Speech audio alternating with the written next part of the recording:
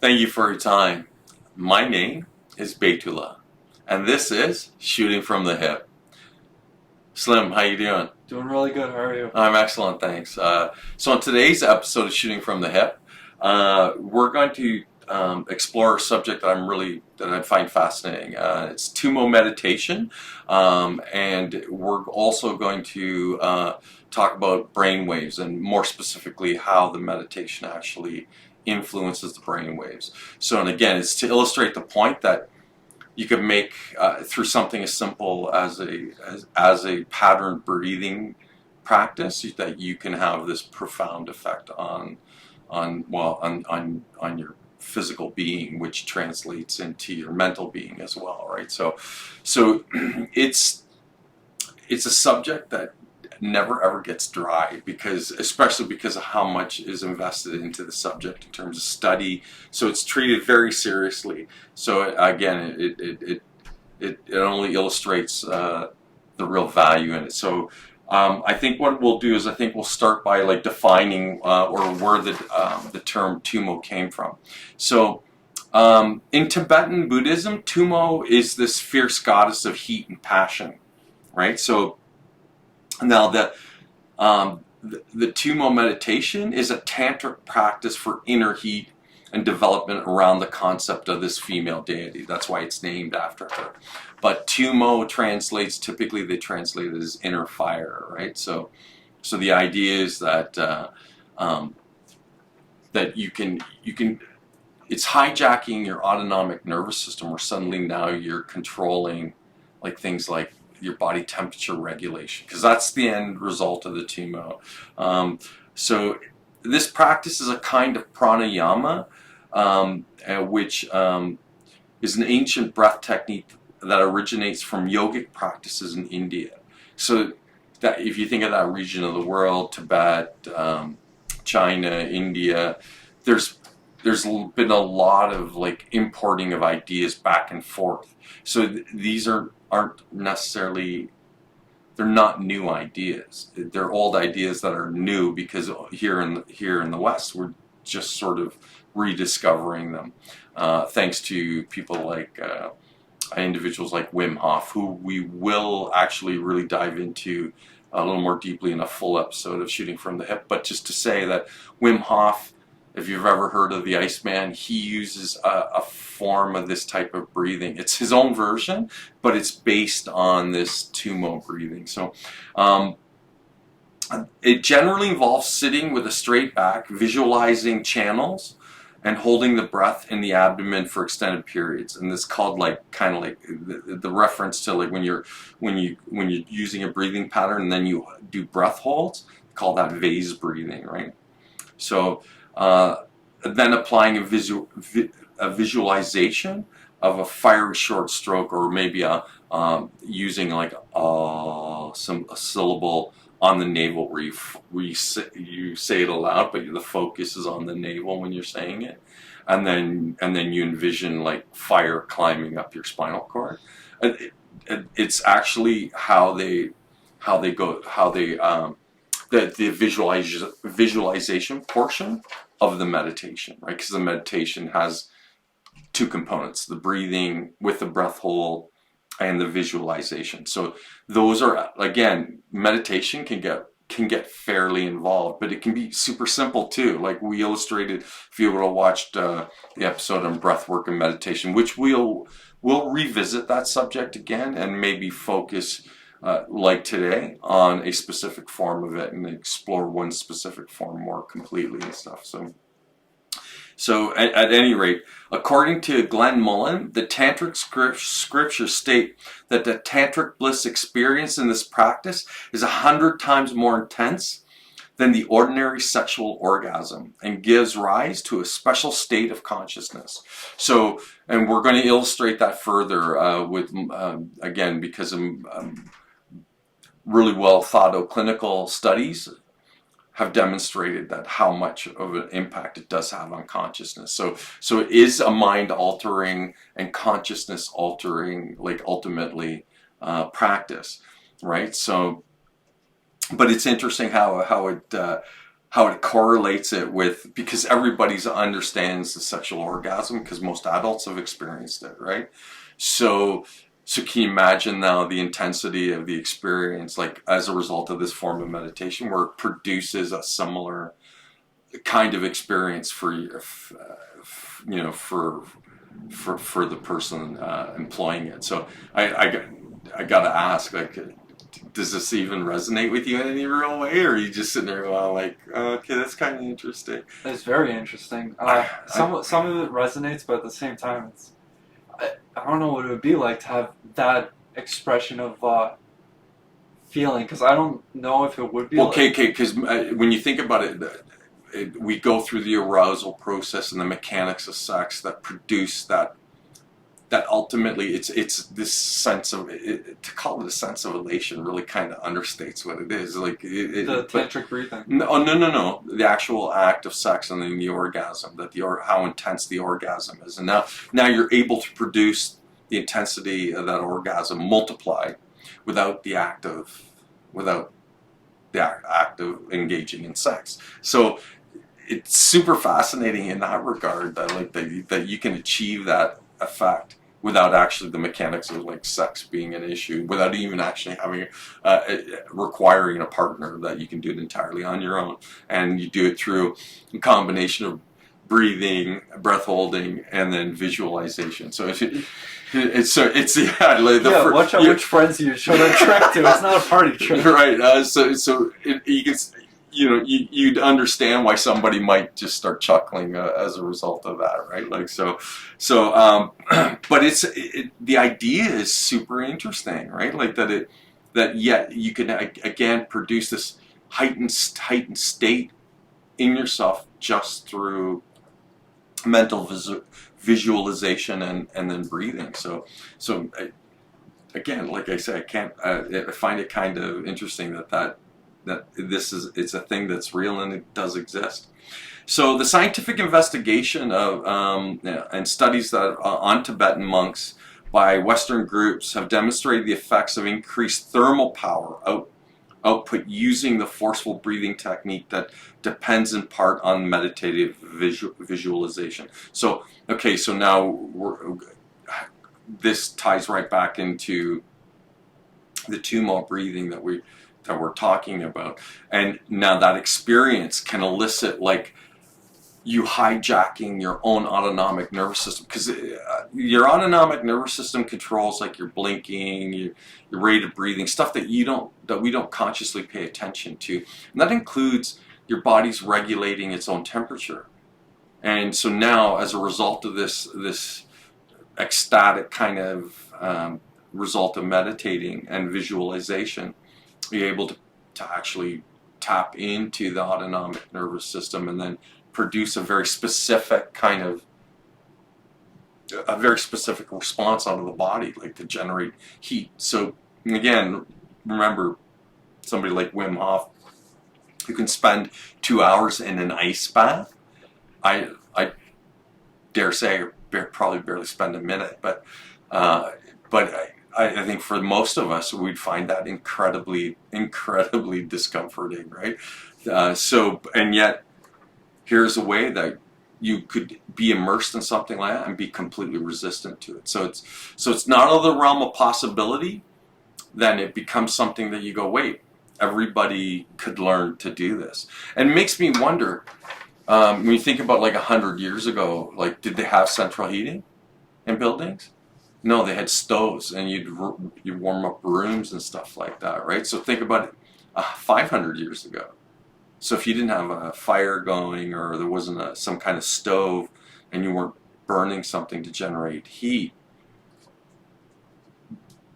were people then, because of their exposure to cold, were they unintentionally producing this effect to keep themselves warm?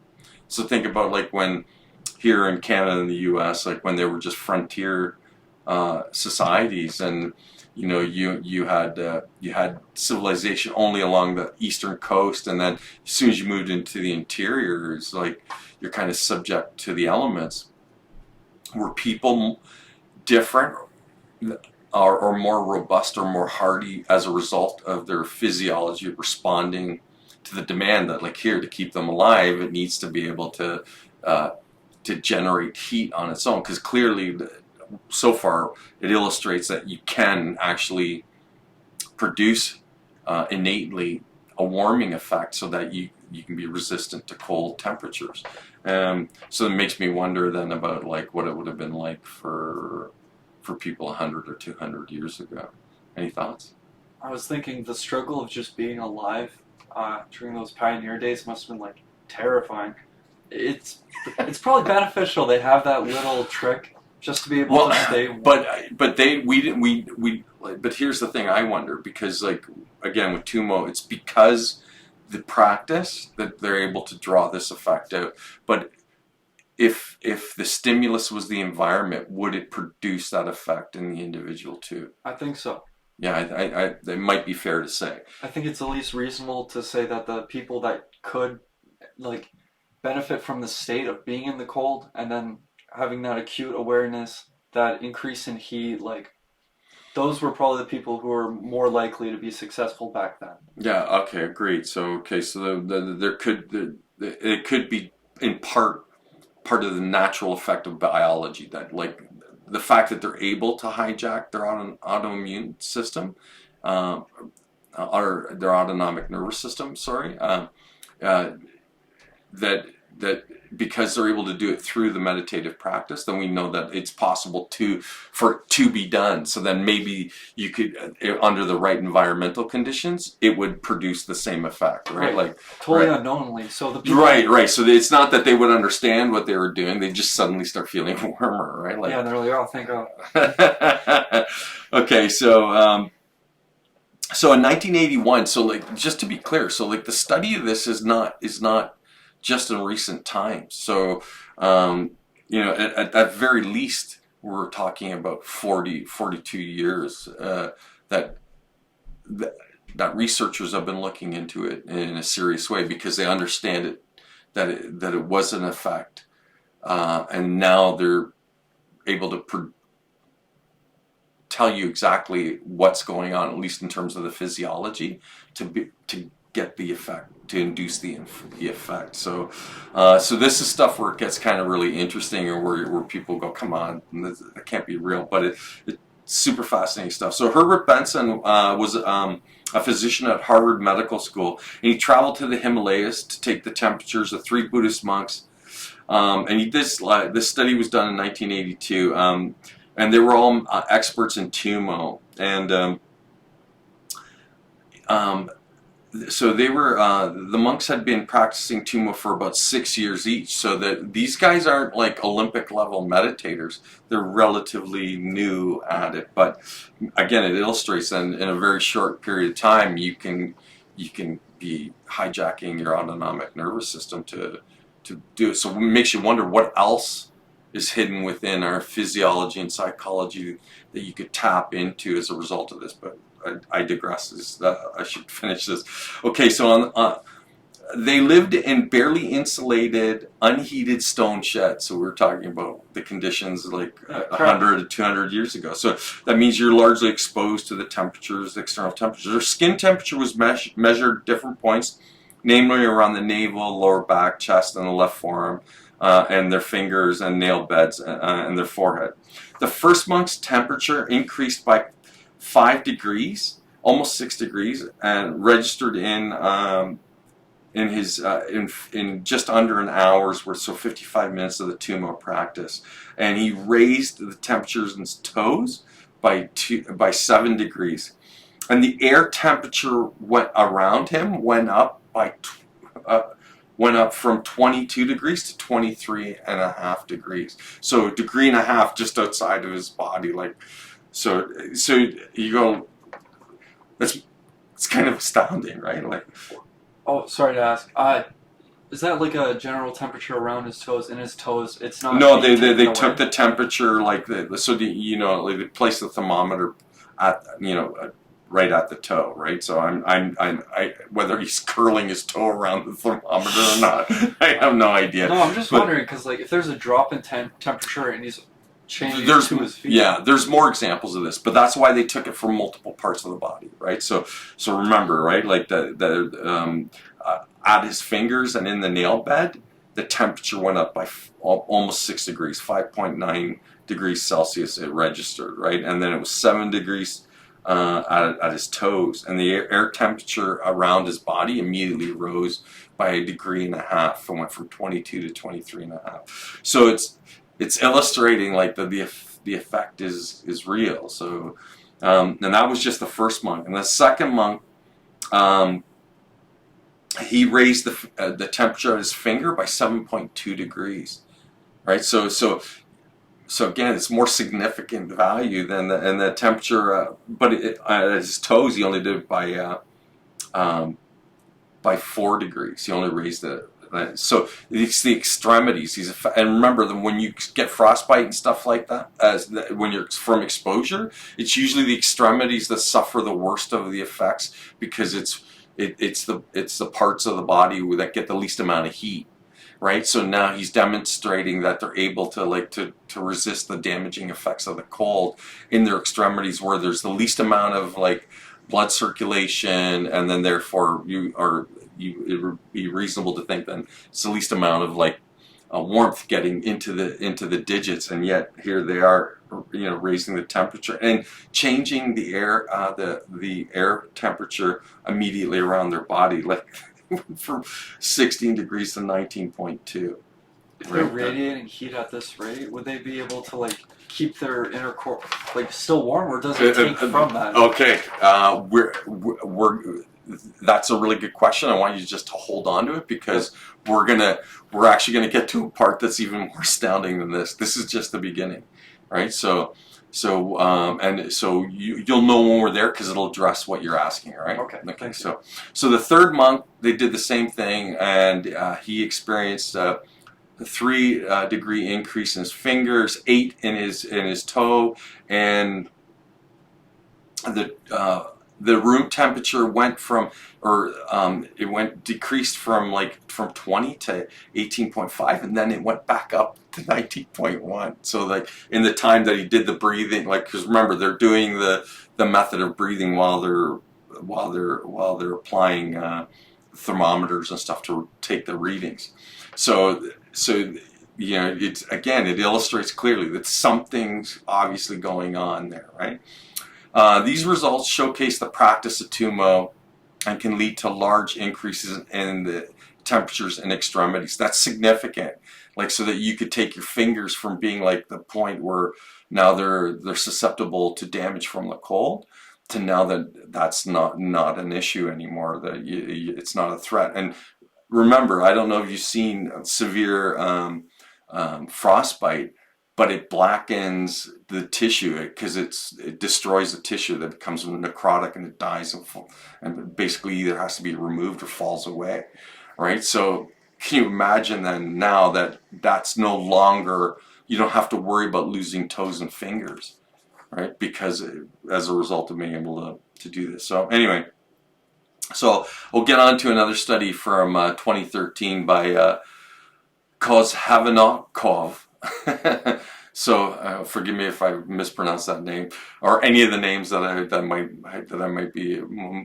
might be saying. And her colleagues showed increases in core body temperature in both expert meditators from Eastern Tibet and Western non-meditators. So they took non-meditators and they taught them how to do the Tummo, and then they were, in a relatively short period of time, producing the effect. So you don't have to be an Olympic level meditator who's having 30,000 lifetime hours in meditation.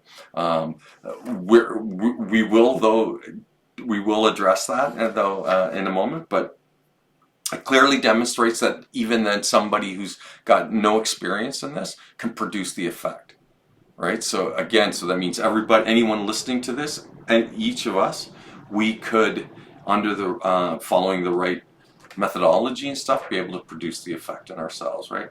The expert meditators using Tummo and the visualization of the exercise were able to increase body temperatures the most, though, of course, right? You expect it that people who are seasoned or most practiced will get the highest readings, but that means that novices or people who had zero experience were producing the same effect, maybe not to the same degree, but they were producing it. And that's suggestive then that if they continued practicing, they'd be able to do the very same thing. So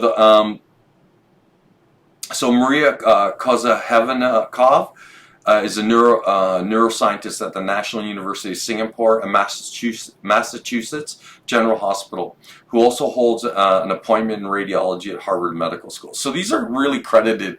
And the only reason why I mention their accreditation is so that you know that we're not talking about people who aren't recognized within medicine and stuff like that. These are people who are clearly, well educated and seasoned researchers, right? So they're not making, it's not a flight of fancy. It's a result of like a more profound understanding.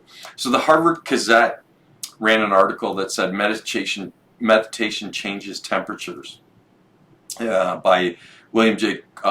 Cromie. He's a staff reporter for the Gazette, and this was in 2002. So he talked about in a monastery in northern India where thinly clad Tibetan monks sat in a room quietly with the temperature was a chilly 40 degrees Fahrenheit. So that's 4 degrees of Celsius, 4.4 degrees above freezing. So can you imagine, right? And they're using a yoga technique, the Tummo technique, and they entered a state of deep meditation. Yeah, remember what I was saying about getting to the question you had? The other monks soaked by a 3 by 6 foot sheets of like bed sheets, linen, that were in cold water, 49 degrees, and placed over the meditator's shoulders. For untrained people, such frigid wrappings would produce uncontrolled shivering, right? So they're already in a room that's only 4 degrees above the freezing point. They take bed sheets, they dip them in cold water or wrap them around these guys' shoulders, right? So the body temperatures for the average person would drop under those conditions, right? And death could be the result of that. But it wasn't long before steam began rising from the sheets as a result of the body heat produced by the monks during the meditations. The sheets dried in about an hour. Yeah, that's incredible.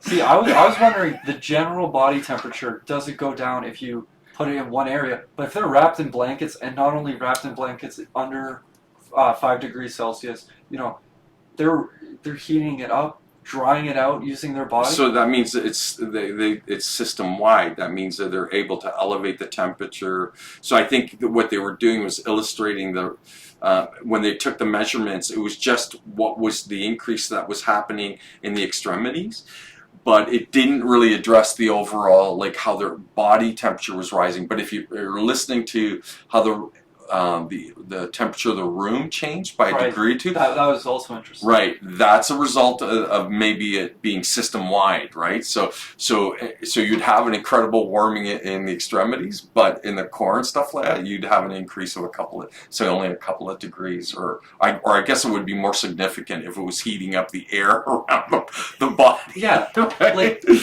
how hot does it have to be for a blanket to get dried out on a laundry line outside? Like, it has to be hot outside. I would agree. And they're in a nearly frozen room doing this.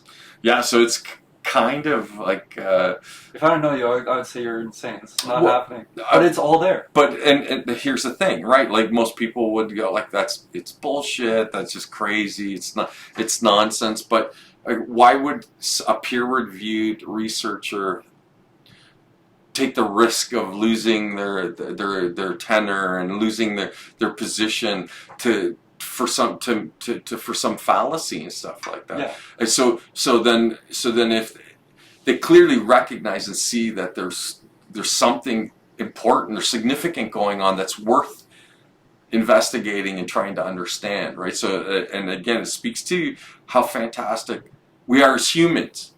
So it's because it's not specific. Or remember, because they remember in the previous example that they talked about testing seasoned meditators versus people who had no experience meditation. They just taught it to them, and everybody was able, to a degree, was producing the effect. Even if it's a tiny degree, within a year, if you're able to have any change, that's like scientific revolution. Yeah, but if you're doing it only being like sort of walked through the process and learning it on the spot and then doing it, and suddenly you're producing, even in a small way, makes a small change, then that's all the evidence you need to know that if you actually continued in the practice, you would eventually be able to produce, probably the likelihood is, an even more significant change in temperature. How long were they in the practice before they started showing signs? It didn't say. They just said that they brought in the seasoned meditators, and then they took as a control group a bunch of people that had no experience and just quickly taught them how to do it, and then applied it, and just to see how much of it, if any difference it would make, right? Yeah. And the fact is, they recorded that everybody experienced a change. It wasn't just the seasoned people, the people who you would expect to, but people who were novices or had no experience were able to do it, albeit probably in a limited way. But that only illustrates then that how it exists innately in all of us. Right, like the people that did it for 6 years and got tested show pretty amazing results. Right. The people who just started, even if it's like a full year of practice before they enter the study. What if it was a week? Yeah, no, like that's insane. Any degree of change when you're like that new on the skill curve, because I'm assuming meditation requires like a formal practice skill. Actually, if you look at a lot of the studies, even minimum amount, like if you meditated like 3 times a week, that there would be measurable, like, and that was all you could do, like that you could only consistently show up like 3 times a week to do it, and say you did it for an average, you were able to do it for an average of like say 10 to 20 minutes, that it would produce a noticeable changes in your nervous system and stuff like that. So even on the low end, it has a positive effect. That's all I'm trying to illustrate. So again, I don't expect anybody listening to this to believe me. You shouldn't. I'm introducing you to it because I'm fascinated by myself, but you shouldn't take me at my word. You should do the work yourself. And so just remember the names of the people that I read and some of the key points, because those are things that you can actually look into. And if you do the drop down on show more at the bottom of the page, when we do get it, when it's uploaded to YouTube, that you'll be able to, you don't have to guess what their names are. You can be able to pull that right from the description, right? So just keep that in mind as well, right? And I strongly recommend that you take the time, even in a brief kind of casual way. You might be, like I said, very surprised by what you end up finding out. Now, having said that, let's get on with some of the more interesting stuff about drying the sheets, right? So the attendants removed the sheets and then covered the meditators with a second chilled wet wrapping. Each monk was required to dry 3 sheets over a period of several hours. Right? Now, they did that under clinical conditions and stuff like that, but I'm the first time I remember, like the first vivid memory I have of this is there was a researcher in Tibet who recorded them doing it, and they were on a glacier, and they were dipping the sheets into the glacial melt water. So it's water that's it's just at the freezing point, but it's not forming ice, right? And they would wrap these guys up, and it was out exposed in the open, at altitude. This is under clinical conditions, right? So that was the first time, and I remember when it was in the early days of the internet too. So my age is showing. So it would have been about 20 years ago. And I remember people's response, "Oh, it's bullshit. It's not real. It can't be real." And here we are 20 years later, where you go like, guess what? Not only was there truth to it, it's actually what they were doing, right? So again, it's kind of astounding stuff, but it's the kind of thing you go like, that I think we get so comfortable living the lives and the pace that we live in, like in our complicated worlds and stuff like that we forget that that there's a much larger reality out there, and then people are living in a very radically different way from the way that we imagine life to be led. So, and sometimes there's enormous benefit to the way that this more simpler approach, maybe, I don't know if that's even accurate to say. I don't know if it's fair to call it simpler approach. But people who come from these cultures and societies that aren't dependent on technology in the way that we are, and yet they're they're clearly showing us that there's way more benefit to doing things in the way that perhaps that they do than versus the way that we do things. So, and this clearly illustrates that. You don't even have to ask, of course. I just want. When you introduced me to YouTube videos with Wim Hof, oh, it was very interesting. Yeah, because he's, again, people accused him of being an outlier, some kind of radical freak or a mutant and stuff. He's like he's just a chill older guy. Yeah, he's just a guy who, as a result of his life experiences and the stuff that he was interested in, because he didn't just discover it recently. He discovered it I believe. Don't hold me to this, but I think it was like in his mid to late 20s, right? I thought it was later on after he had his son. And then no, but he was already doing like cold exposure and stuff long before that. Oh, okay. So it's something that he was already interested in, and then it became, because of personal tragedy and certain things that happen in life, he used that as a way to get past those more difficult times in his life. So again, it speaks to the value outside of like the obvious, like the fact that like you're able to change your body temperature, stuff that it provided him a means by which to help him get past a really difficult just average human life experience, right? So I think I think again, super fascinating subject. Can't get enough. So we'll keep going on. The question from Herbert Benson, the researcher, was why would anyone do this, right? And he'd been studying Tummo for 20 years, and he answers this way. He goes, Buddhists feel the reality we live in is not the ultimate one. There's another reality that we can tap into that's unaffected by our emotions, by our everyday world. Buddhists believe that the state of mind can be achieved by doing good for others and by meditation. So the heat generated during the process is a byproduct of the meditation. So it wasn't the intention of the meditation. It's just what the meditation produced. The intention of the meditation was to be, again, right, like it clearly states, is to do good, to be good to others, and in a way to connect with reality in a deeper way, right? Like you were saying, meditation is very good for like your emotional and perceptive balance. Yeah, like so you're not so one-sided, or you're not so like engaged, or not engaged. What's it? Attached.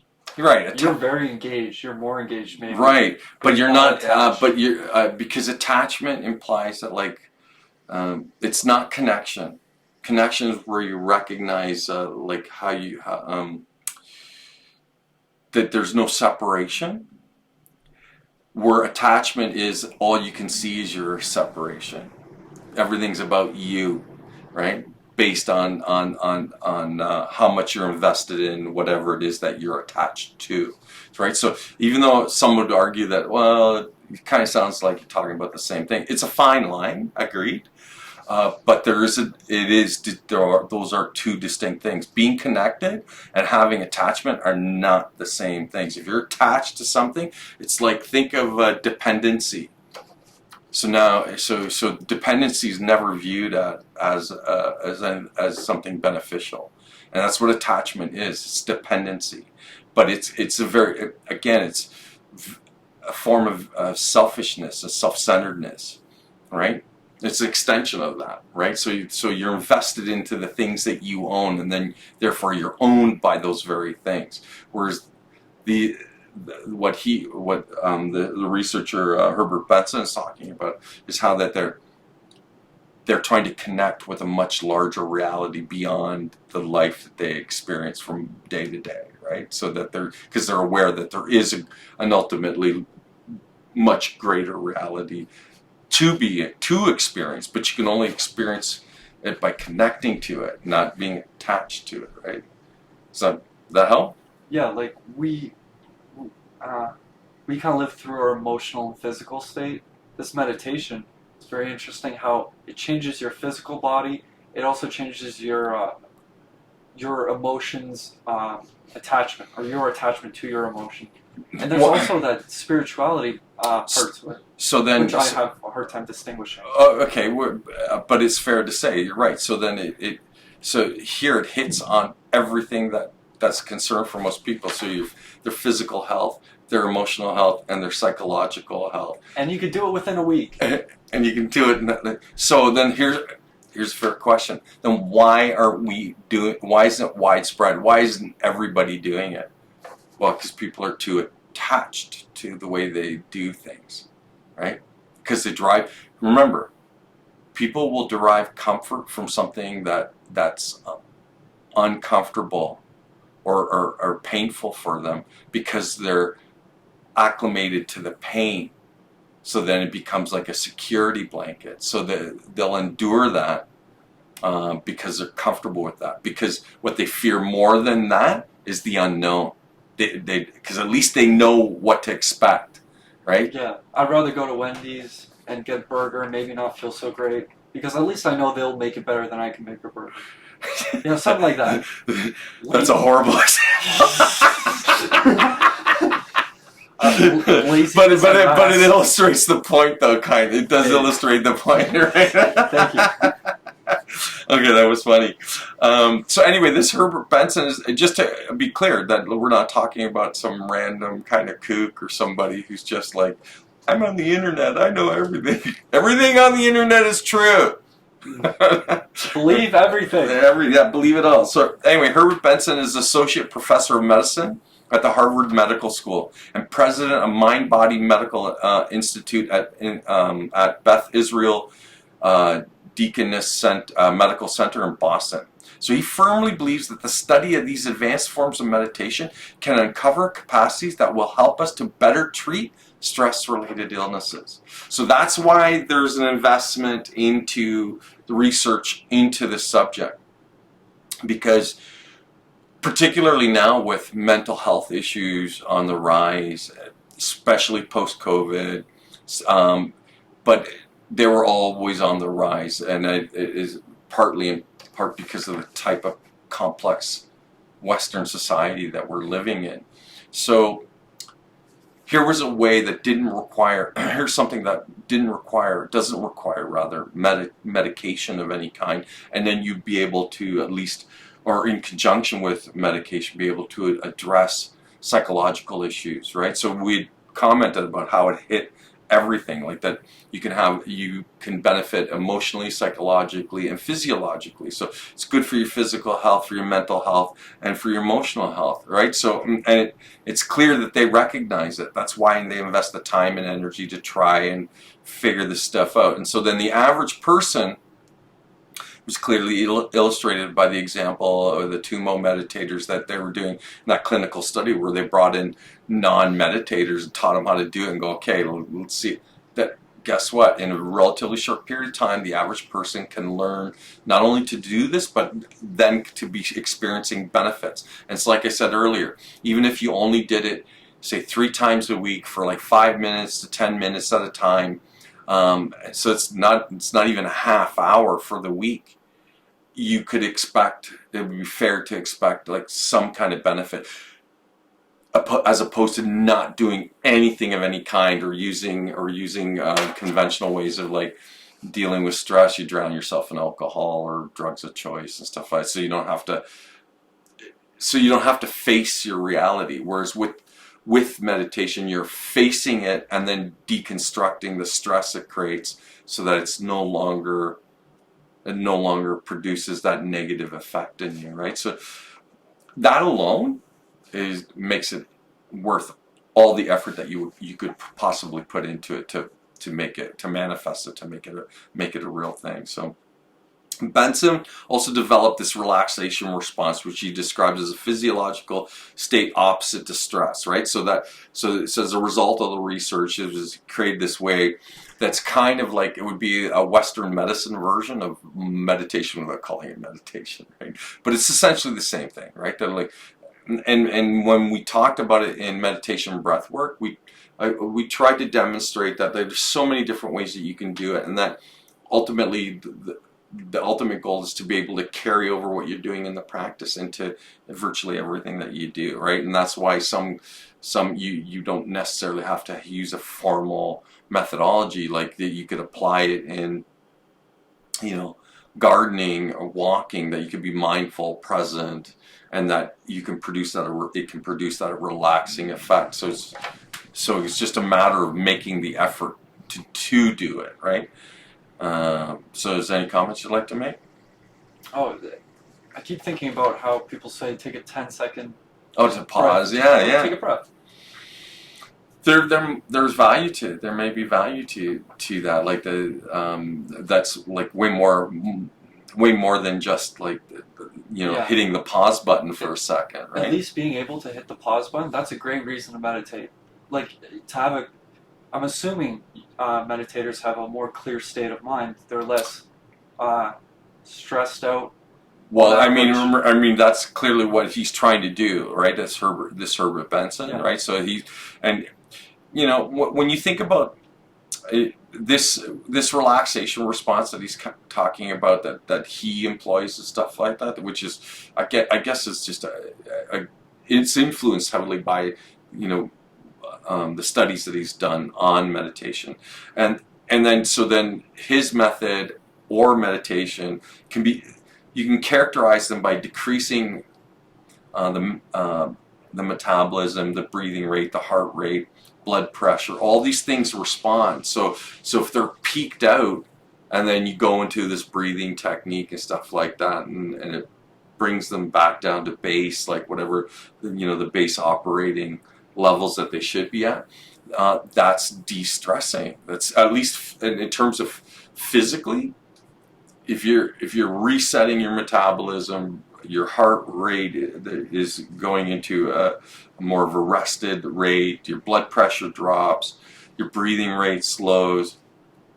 All these are good things too. Yeah, man. Like because they just allow for you to be able to decompress, to take all the tension that was there because of whatever it was that induced it, to be able to relieve you of it, right? So again, I don't think we can emphasize how much value there is in using meditative practices like to address things like stress, and of course it took an extreme example of guys, you know, taking, you know, bed sheets wrapped soaked in water, cold water, wrapped around their body, like, which is, again, it's such an awesome thing to imagine, right? Like that, you go like that. It's just, I beggars the way to describe it other than to use the word cool. It's cool, like, if you pardon the pun, right?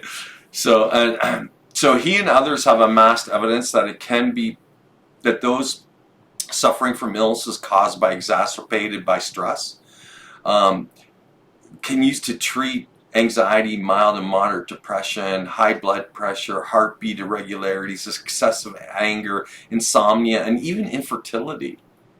So that it has enormous carryovers in terms of like what it can do for your physical health and well-being. And then again, when we talk about our physical health, we separate it kind of from our emotional and psychological health, but they're all in one. It's all one integrated system. So you affect one, you affect the other. The others can't help but be affected, right? So it's the kind of thing that, like, I'm still surprised that not everybody's doing it. Like, everybody should be doing this, right? But again, it's just me, like, in light of all this information, I go like, how is it possible that, you know, that it's still something that only a minority of people are doing, right? So his team also uses this type of simple meditation to calm those who have been traumatized by deaths of others, or by diagnosis of cancer, or painful, life-threatening illnesses. So you get the diagnosis, and you know how that would drive you to high stress. It's a way to deal with all the anxiety of like the loss of a loved one that most people just sort of end up kind of tolerating, and they take a beating over those sort of things. So it's a way to kind of mitigate, again, like the most horrible effects of like, you know, losing somebody you love, or being diagnosed with a terminal disease or something. So it really does speak again to the value and why they're making an effort to try and really wrap their heads around it, so they could introduce this into regular clinical practice, right? So something interesting. So more than 60% of visits to physicians in the United States are due to stress-related problems, most of which are poorly treated by drugs, surgery, or other medical procedures. And this is what Benson states, right? So that you could have if you introduce this, then you could reduce the dependency on medicine by people suffering from stress-related. You could reduce the number of those people by 60% or more. I go, come on, that alone's worth putting the effort into learning how to do this stuff, right? Okay, so got anything to say, or are you just totally blown away by I was gonna say a snarky comment, like, not only is it good for you, you don't get any side effects like those damn pills. or leaky butts? No leaky butts. Meditation produces no leaky butts. I would ask, but I don't think I should have this. Well, but there are symptoms and side effects from medications, and they produce all sorts of like bizarre side effects. Smelly ear syndrome. Oh God! So again, I can imagine why people like it'd be a total turnoff. But here you go, something has zero negative side effects. And unfortunately, there is a history of medical companies not doing their best, like not actually caring. Whereas if you meditate, it's free. Well, that's the real benefit of meditation, right? Because it doesn't require you to have a dependency on something outside of yourself to address those things of concern that you are currently experiencing, and it immediately and directly addresses those things that you're concerned with. But you know, again, just it does require practice to a degree, right? So like so many other episodes that we've had, I'm going to say it again. I'll state it again. You got to show up. You got to show up, and you got to do the work. All right. And even in this case, even a small amount, well, would have a good effect. But it's because you're consistently showing up and doing the work. All right. So anyway. So some Westerners practice Tummo, but it's funny that Benson found them to be kind of fraudulent. So you had these like Western meditators going, I know Tummo stuff, and they'd bring them into the lab and go like, these guys don't know shit, right? Because that's why they had to bring them to their facilities. These Tibetan Buddhist meditators, because they knew for a fact that these people were doing this stuff. But a lot, again, because it's part of that New Age whole movement and stuff like that, and a lot of self-help stuff, that you have a lot of fraudulent people, and they're not any different than the guys 100 years ago, or it might have been 140 years ago, riding around in wagons, and they sell these cure-alls. This cures everything. It'll get rid of the stains on your clothes and liver spots. Like, you go like, what? I like put this on my clothes and drink it. I don't know. And then people were doing both, right? So there's somebody capitalizing essentially on people's needs for solutions that they couldn't find themselves. And not to take shot at meditators who here in the West, there's a lot of quality people out there. Just find somebody. You'll know. You should relatively quickly be able to discern whether or not they're genuine or not, right? So all I would just suggest to you is just find someone who's knowledgeable, and don't lean on any one person. You know, multiple sources are always a good way to go. Like, you know, create an extended network, find other people who do it, because there are enough people here in the West who are doing it that you can find somebody that'll certainly help you out, right? And who's not fraudulent, right? Like I don't want to make it sound like, so if it does sound like I'm coming off saying all Westerners who practice meditation are fraudulent, that's couldn't be further from the truth. Just saying that when Herb Benson cited that when they were trying to find somebody, when they were doing the study, so this would have been back in the 80s, that they had got people who were making the claims, but then under clinical conditions couldn't produce the effect, right? So anyway, okay, so during visits to remote monasteries in northern India, there were many Tibetan monks lived out, right? Because they're in exile because China took over Tibet, and so then so it forced a lot of nationals out of they fled, right? Because the communists had taken over, so they fled into northern India, and this would have been the 1980s. So these monks were living in Himalayan mountains who could, using the Tummo, raise temperatures in their fingers and toes by as much as 17 degrees, right?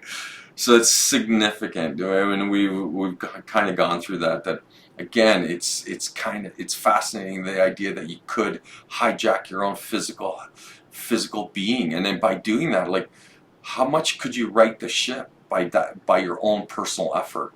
And from all accounts, it would seem like you could significantly do that, right? It also shows we don't know exactly what's going on with the human body to a really strange degree. Yeah, to a large extent. We should know about our breathing by now.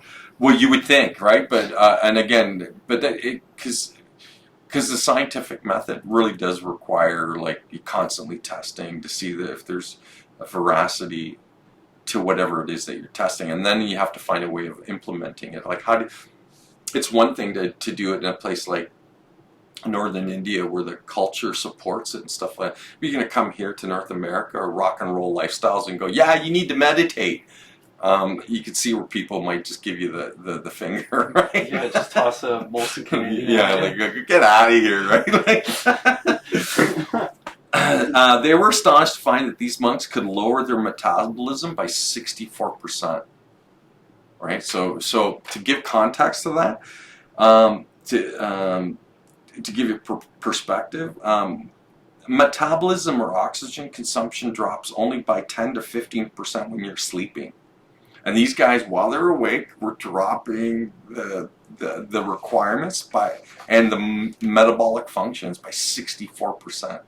Like, so it's huge control over their body. Again, and usually systems that you're not supposed to be able to exercise any influence over, right? They're supposed to be run. That's why they call it the autonomic nervous system. It runs automatically without you having to actively kind of participate in their function. They function entirely without you, without your participation. And yet here we got people who are completely hijacking and taking it over. So it illustrates then two things so far that we've illustrated: that everyone can do this. It's all within your capacity, and it's in all likelihood, based on this information so far, an innate ability within each of us. You just have to train to be able to produce a profound effect, right? So it's kind of fascinating.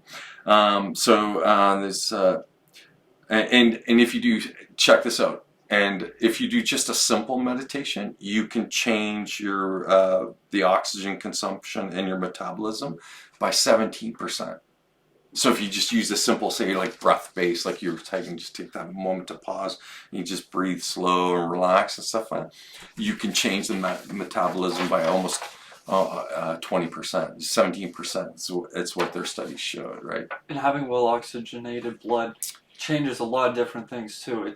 Like you said, we are an integrated system. Right, because you can't separate your emotional and psychological being from your physical being. It's your one thing. It's just for ease of like discussion, for the ability to talk about it, makes it a little bit better to break it into these different parts. But the problem is that people think then that's what they are.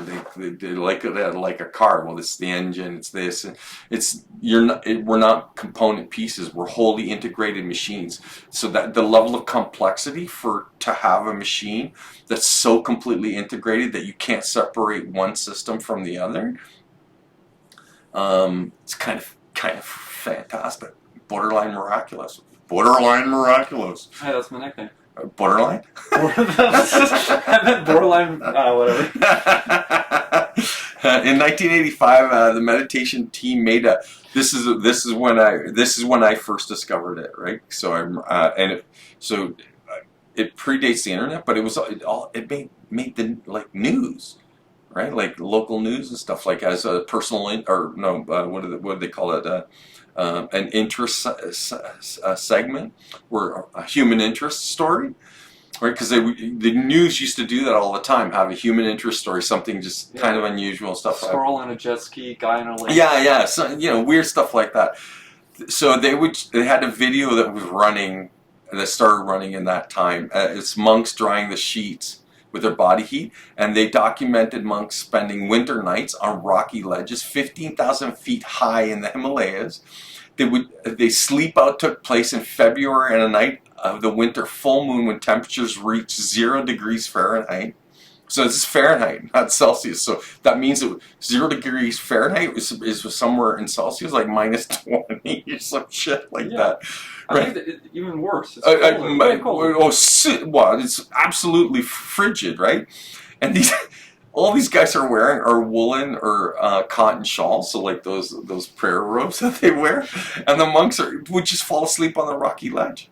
And they wouldn't huddle together. The video shows no evidence of these guys shivering, like laying there shivering. They'd go to sleep, and then when the sun came up, they woke up and walked back to the monastery. Come on, that's not real. Realistically, in 30 years, someone could train hard enough. They're just on that ledge, sleeping in Spider-Man pajamas, just regular dude. You could do it. I mean, like, come on. Wim Hof is sitting in an ice bath for 2 hours with zero negative effect. You have guys, I can't remember the gentleman's name now, but he broke the world record. He swam the length of a football field underwater, under ice, like frozen, like Arctic waters. Froze, and he swam underwater the length of a football field. Yeah, there's a lot of stuff going on. Well, okay, so can you imagine? I'm going like, so it illustrates the point that no matter how disempowered an individual feels, it's right there on the periphery of your life, the ability to be able to empower yourself in such a way where you could produce superhuman effects. Or, well, they're characterized as superhuman, but here's the thing: it's nothing super. It's well within human limits. It's kind of pushing the boundaries of those limits. One thing I found super interesting when you told me about Wim Hof was like during the rest and digest stage, like you store fat differently. And then I don't want to get into specifics, but like the difference between Wim Hof and an average dude of his age is pretty incredible. Like, I had to learn things to understand how cool this guy was.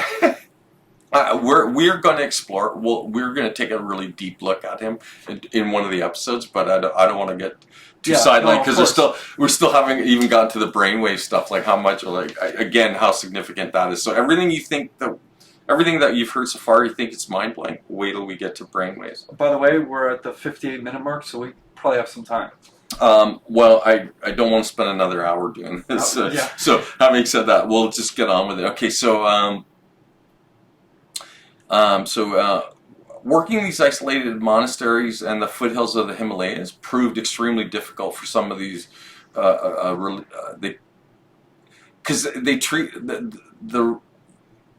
it's these meditative practices are kept in religious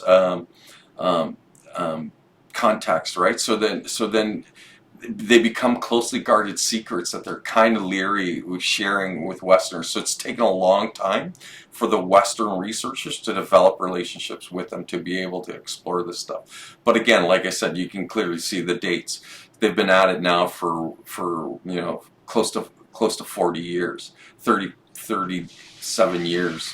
Something like that. So it's significant amount of time, research time, that now we know with certainty that this is a viable way of for people to actually not having to become dependent on medications exclusively to be able to deal with conditions. And again, I would never suggest that you drop your medications and stuff and just start meditating.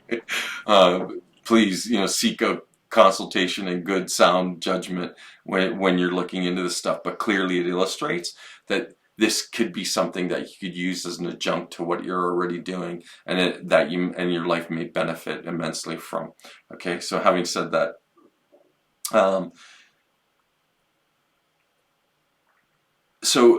there's a researcher. Her name's she's an instructor in psychology. Her name's Sarah Lazar at the Benson College, who used a functional magnetic resonance imaging (fMRI) to scan the brains of meditators at the Massachusetts General Hospital in Boston. The subjects were males aged 25 to 45 who had practiced a form of advanced meditation called Kundalini daily. So again, remember, it's just a different form, a variation, but the kind of the focal point is the same. Like instead of fire traveling up your spine, you envision they're part of the visualization, and then the effort or the effect you're trying to produce is this feeling of like the movement of energy up and down the spine, right? That's what Kundalini, to a degree, is. That's what goes on in the course of that type of meditation.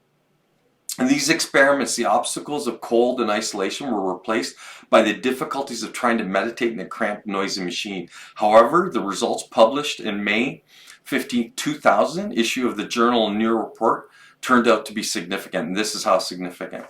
Lazar found a marked decrease in blood flow to the entire brain as a result of doing it, right? So this explains at the same time, Benson explains at the same time that certain areas of the brain became more active, specifically those that control attention, autonomic functions like blood pressure and metabolism.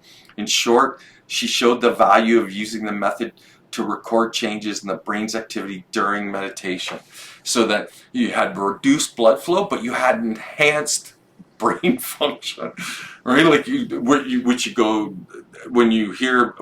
I hear myself say it, you go like, that's kind of counterintuitive. You would think that there would be more blood flow, right? But it sounds like efficiency, right?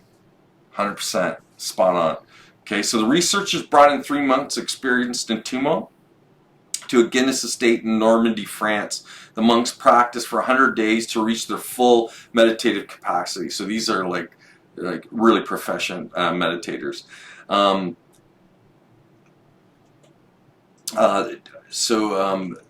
They did it again with the wet sheets and sensors that recorded the changes in their in heat production and metabolism.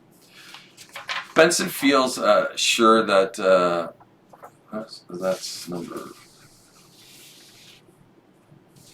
Where's number 1? Oh, sorry. Okay, my bad.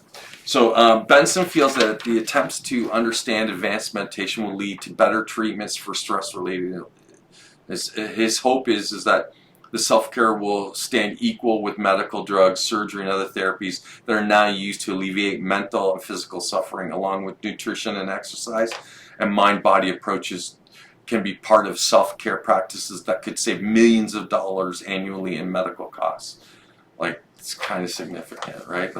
So you see where they're going with this, that it could be a thing that saves the medical establishment and hospitals and stuff, which are overburdened with having to care for people. A way to alleviate all the pressure put on the medical system is for people to take more active part in their own health. And here's a workaround that would actually allow for them to be able to influence their physical health without doing anything other than regularly practice a form of breathing. So it kind of illustrates the real value to all of this, and that maybe we become too reliant as a society and as a people in a culture on medicine to provide solutions to our problems, when I stated this before, another shooting from the hip. You're the answer and you're the problem. You encapsulate everything that you need in terms of being able to address the stuff that we're confronted with in our day-to-day lives. That all you got to do is find the right methodology, and then you just show up and do it, right? So, okay, we'll get into the science of brainwaves now. So an electroencephalograph, an EEG, measures brainwave frequency and detect the record and record the electrical impulses within a brain. A frequency is the number of times a wave repeats itself within a second. So these are cycles per second is commonly, it was once a common English name for the unit of frequency now known as the Hertz range, right? So it's how many times in a second it completes the cycle, right? So they used to be historically called the Berger's wave after Hans Berger, who first described them when he invented the EEG back in 1924. Now it's just commonly referred to as the Hertz range. Okay, so the brainwave bands, there are 5 of them. Oh, sorry, my bad. 6. No, 5. Sorry about that.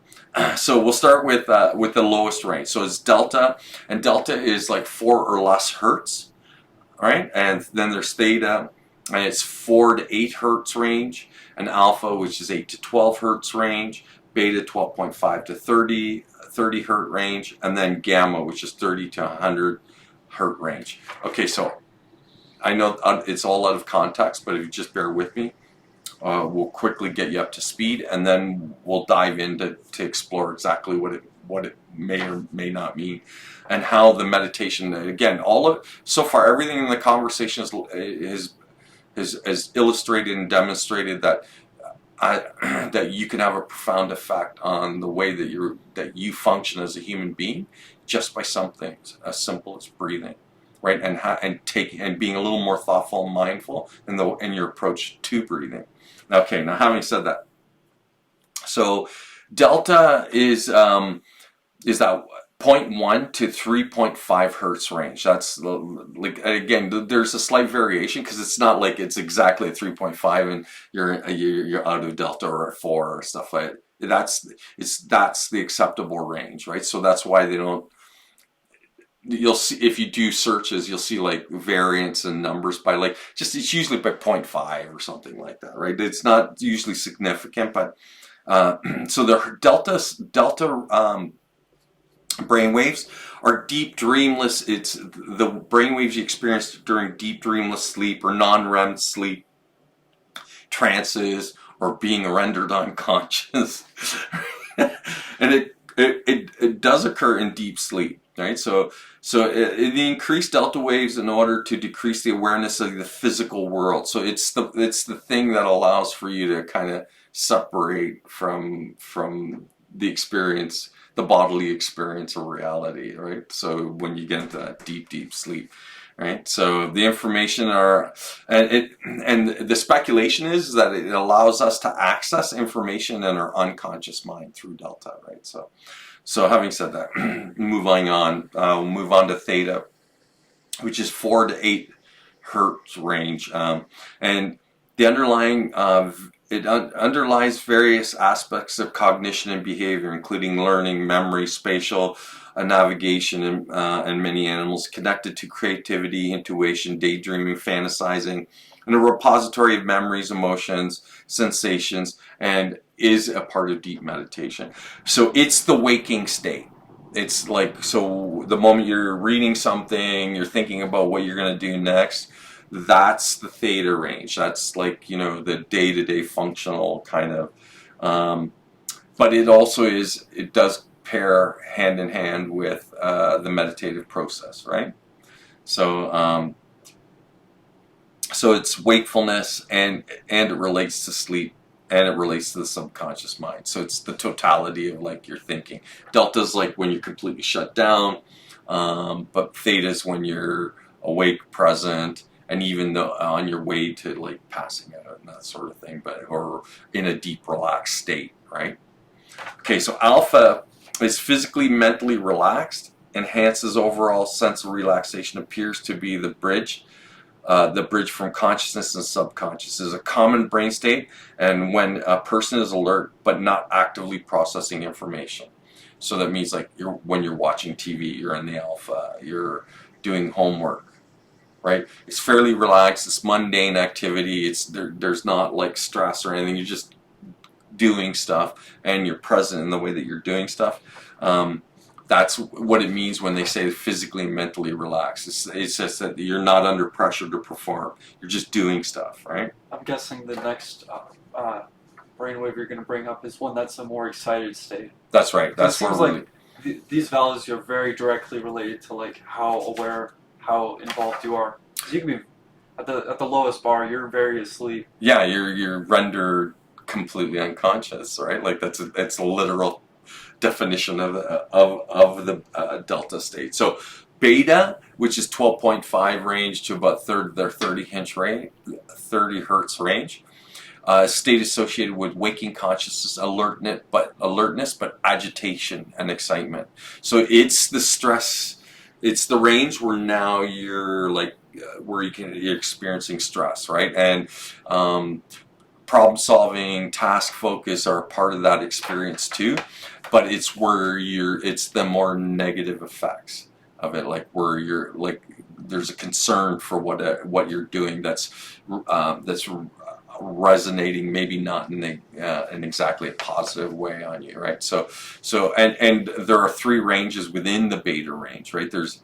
They refer to it like low beta, mid beta, high beta, or they call it beta 1, beta 2, and beta 3. So you're at beta 1's when you're at the bottom end of the hertz range, and it's when you're thinking, right? So it's you're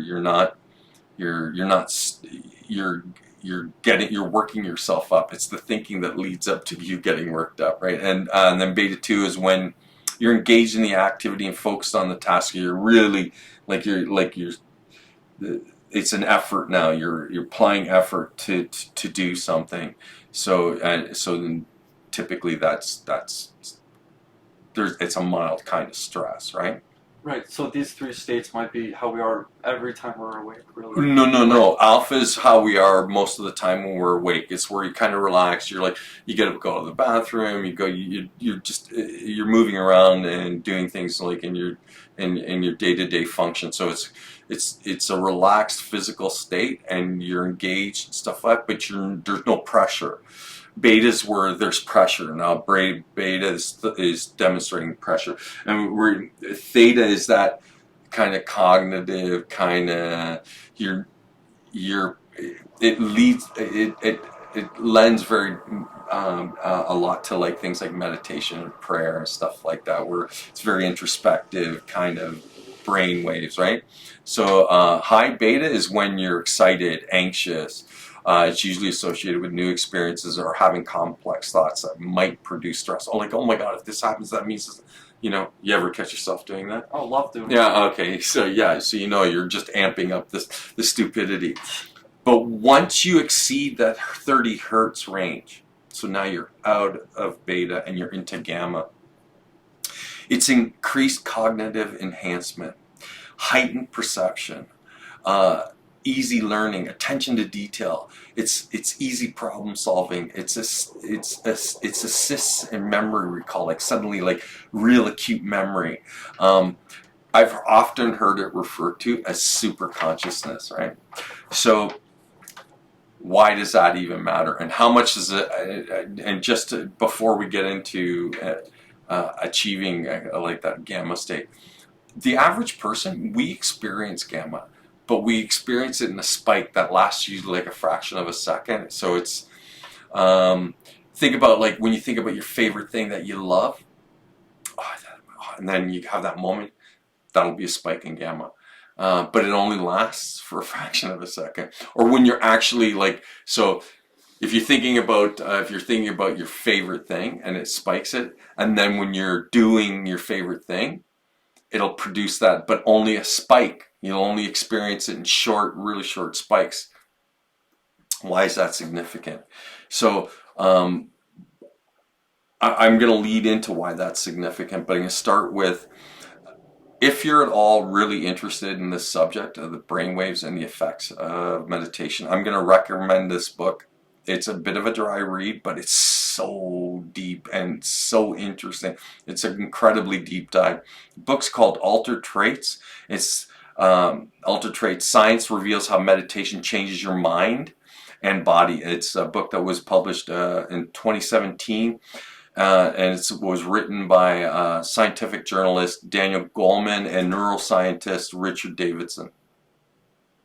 The authors conducted a literal review of 6,000 scientific studies on meditation and selected 60 that they believed met the highest methodological standards of like that they were spot on. The scientific method was solid. There was no room for error. So they took the 60 best of the 6,000. So it tells you how deeply it's been looked at into 6,000 studies, right? So clearly there's something here. And they intentionally handpicked the most thorough methodology. If Right. they picked 60 of their choice, it would have shown biased results. Right. Whereas 60 of the best method, very conclusive. Right, 100%.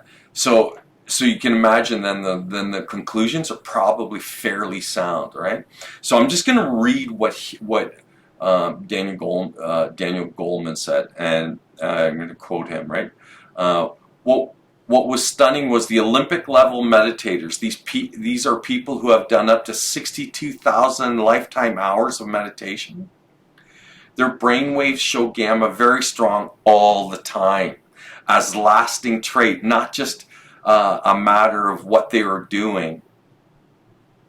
It's not a state effect. It's not during the meditation alone, but it's just their everyday state of mind. We actually have no idea what that means experientially in science. Science has never seen anything like it before, right? So here you go, and they're the ones who characterize the gamma state as super consciousness, right? So can you imagine then? Yeah, I was gonna say, what are these guys just like happy and shit? Like, they're just, Okay, so that's all joking aside, like that must be a wonderful experience just to be at that peak acceptance and like. So, and you ever see those guys? They're always smiling. Yeah. Oh, I haven't seen those guys, but Well, I've seen people but smile. no. I mean, but have you ever seen those? I'm going to characterize them as these Olympic level meditators that he's talking about. These 62,000 lifetime hours of meditation. These individuals, I don't want to create this stereotype, but where do you think the concept of Yoda came from? Giddy, always pleasant, always present. These guys are smiling all the time. Caring. Well, because they're so their experience of reality is so we talk about connection, they live the connection. That might be accurate and fair to say. Right. That they're constantly they see the connection. So they experience it and see it in every waking moment. Can you imagine? I thought it was interesting when you described everything as being like touching each other. Like, I'm touching the air, it's touching the wall. Right. I'm connected to the wall. A lot of people will be like, oh, that's a weird way to put it. These people not only know that that's true, but they feel it, they experience it. Right. So what is it like just going around enjoying your day? It must be wonderful. Maybe. Yeah. He also states that we also find that these Olympic level meditators, when we ask them, for example, to do a meditation on compassion, their level of gammas jump by 700 to 800% in a few seconds. This also has never been seen by science. So they would spike their gamma. So they're already in gamma. So the range is like 30. Currently, it's the view is that it's from 30 hertz to 100 hertz. So say they're walking around at an average of 40 hertz. So they could create, if their focus on their on compassion, they could increase that by 700 to 800%. So they could go from 40 to 100 and probably beyond, right? Because that's what I've also heard is that the hertz range now they're saying is that it can double what we currently understand as like gamma, right? So then does that mean it's it's outside of the gamma range, or that the gamma range is significantly larger than we imagined? So once you get into higher gamma, it opens you up to something completely different. And then again, what does that mean for the experience of the individual who's having that?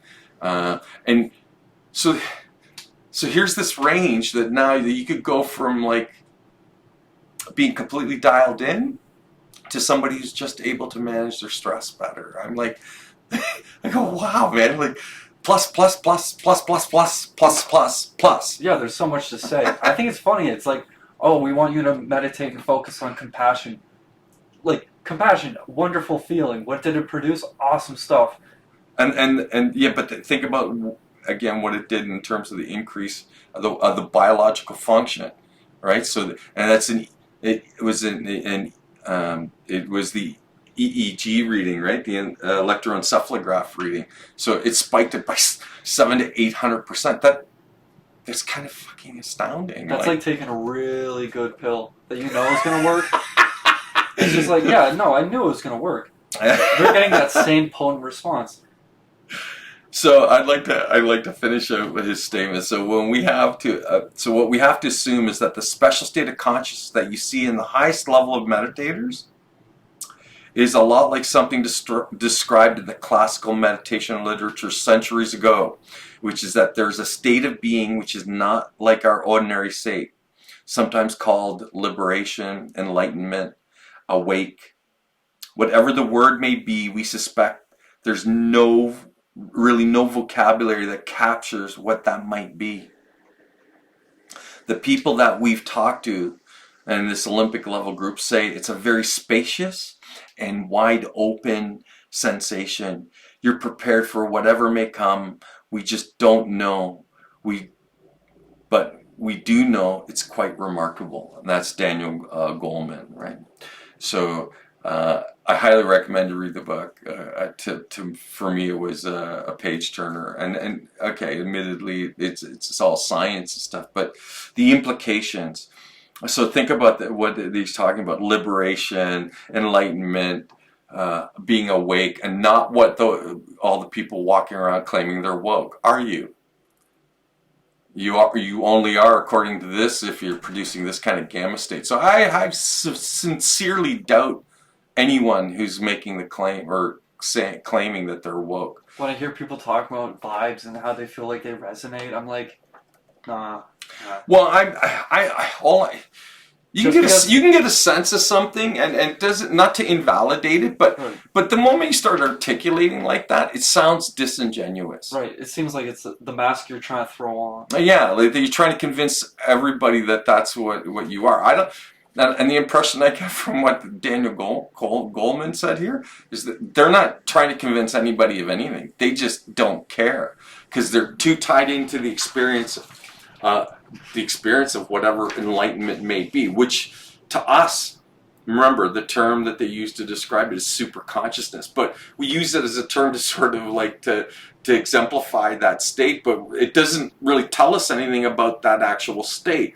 And then even when you use enlightenment, the words enlightenment or awake or liberation, so usually in those traditions, when they say liberation, it means liberation from self. So does that mean then that their experience in the gamma wavelengths, that you now experience the totality of everything?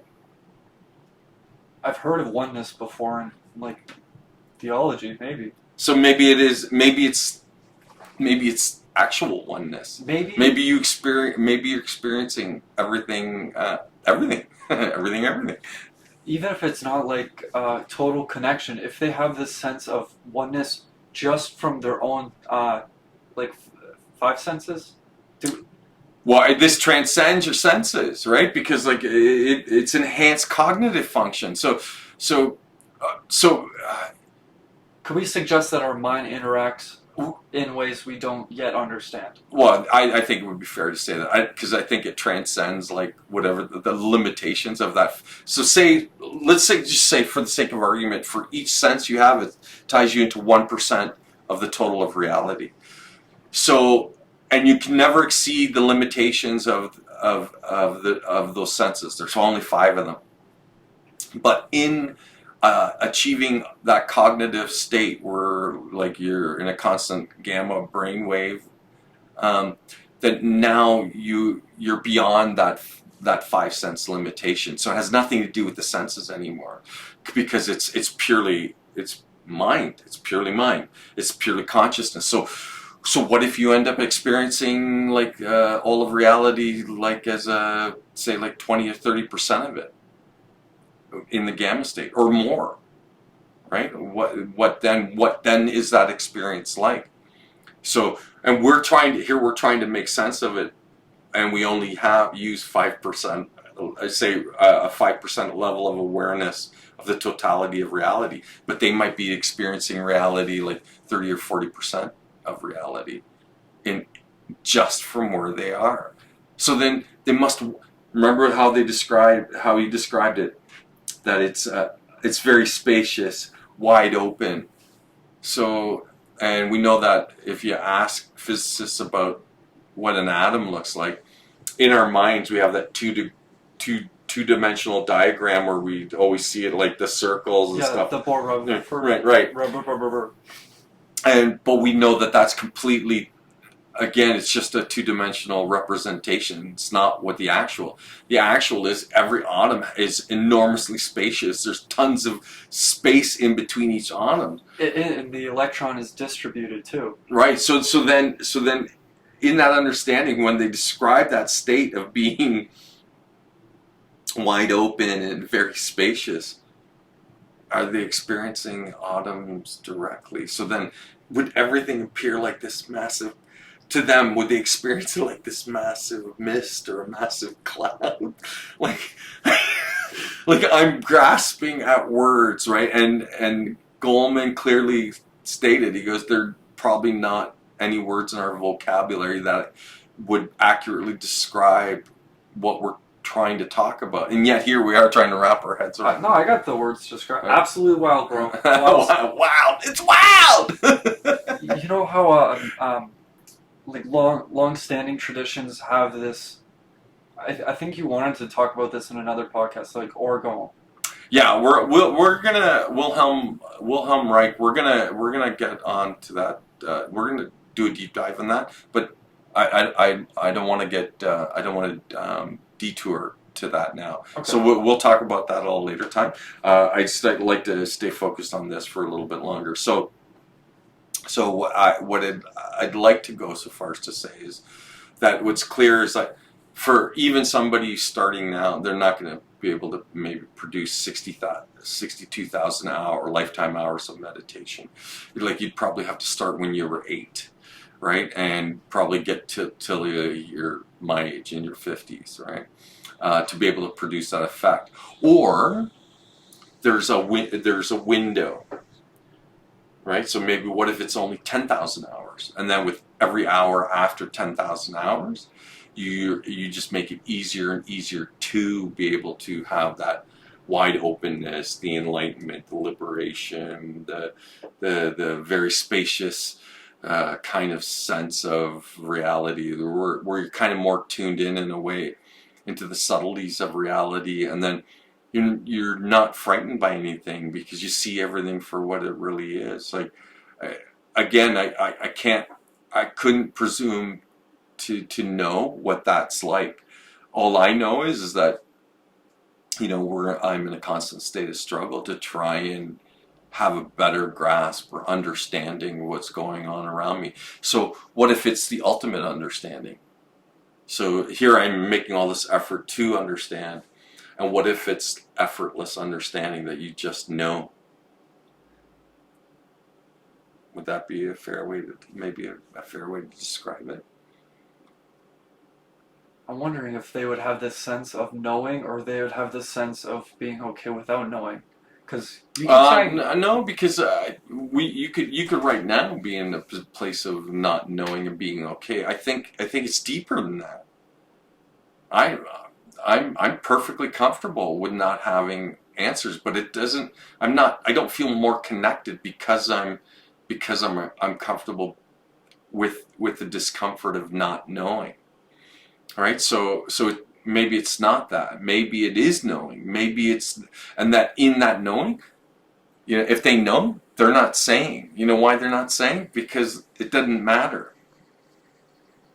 Right? That there's no point in trying to articulate something that you can't put into words. So they don't bother. They just, instead of wasting time trying to encapsulate it in an idea, they just experience it.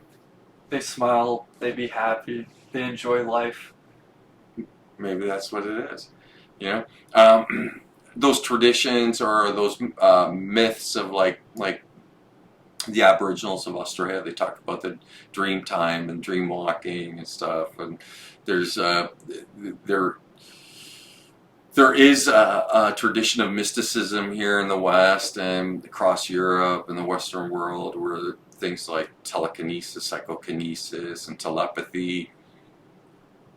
I'm not suggesting anything one way or the other, but what if that, like in that higher ranges, what if that's something that's, and I mean the higher, when I say the higher ranges, the high, you know, when you get into the high gamma and maybe beyond that, that maybe that's what you're suddenly have access to.